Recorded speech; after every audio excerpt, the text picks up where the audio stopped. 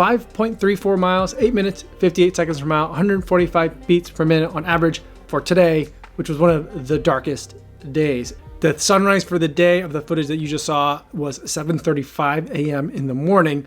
And by Halloween, which is the last day before daylight savings happens in the US, for those states that still participate in daylight savings, the sunrise will be 7:37 a.m. And that's pretty late in the day. The following day after that, November 1st, sunrise will be like 6:37 a.m. So it'll be a lot earlier.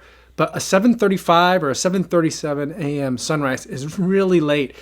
For me, that means that pretty much any day that I'm out there running, even if I'm getting a pretty late start, I'm still going to be running before the sun technically rises.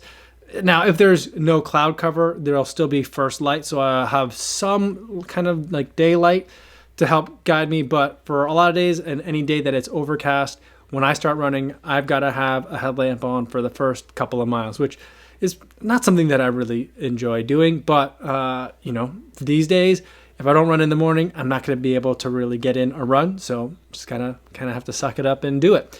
The reason why I say now are the darkest days, even though we're still like a month away from the winter solstice, is, I don't know, it's peculiar. It's nothing that I've ever really noticed before. But I looked ahead at to when like the anticipated sunrise is going to be. For the solstice, that's not even like the latest we're going to get to again when it comes to like when the sunrise will be. The next time it'll be anywhere close to being this late for a sunrise is going to be like late December, where I think it's going to be almost like December 30th or so, like way end of the year, where the sunrise will be like 7:34 a.m. I think is as late as it goes again. So it won't get close to this 7:37 a.m. sunrise again. For a morning runner like I am, I'm very much looking forward to daylight savings. Although I would very happily just do away with daylight savings. It's super confusing. I learned for the first time ever. I'm 40 years old and I only learned now that, I already knew that not everywhere does daylight savings. There's a couple of states in the United States, I think Hawaii and Arizona, just stopped doing daylight savings. I'm not sure how that works from like a constitutional perspective. I don't know how that doesn't somehow violate the Interstate Commerce Clause, but they managed to pass laws to say that their states just aren't going to do daylight savings anymore. And I think that's brilliant. In the UK, you guys did daylight savings last week. And in Australia, you guys did daylight savings like 2 weeks ago. If I've got that right. I think I've got that right. Right?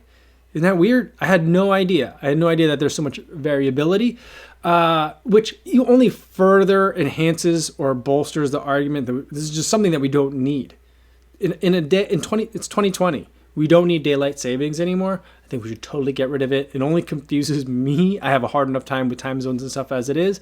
But I also I'm getting a benefit of it this time of year because in the fall, I get some more daylight to run with. But I'm going to lose that hour come springtime.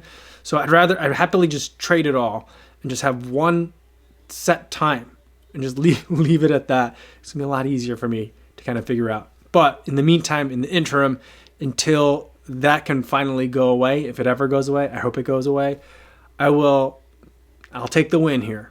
I'll take the win. So that's all I have for today. Just a quick video, an old guy complaining about the switching of clocks. That's basically what you saw today. Thanks so much for making it all the way to the end of the video and humoring me. Hopefully you guys are staying safe out there on your runs, and I'll see you in the next one. Yo, what's going on?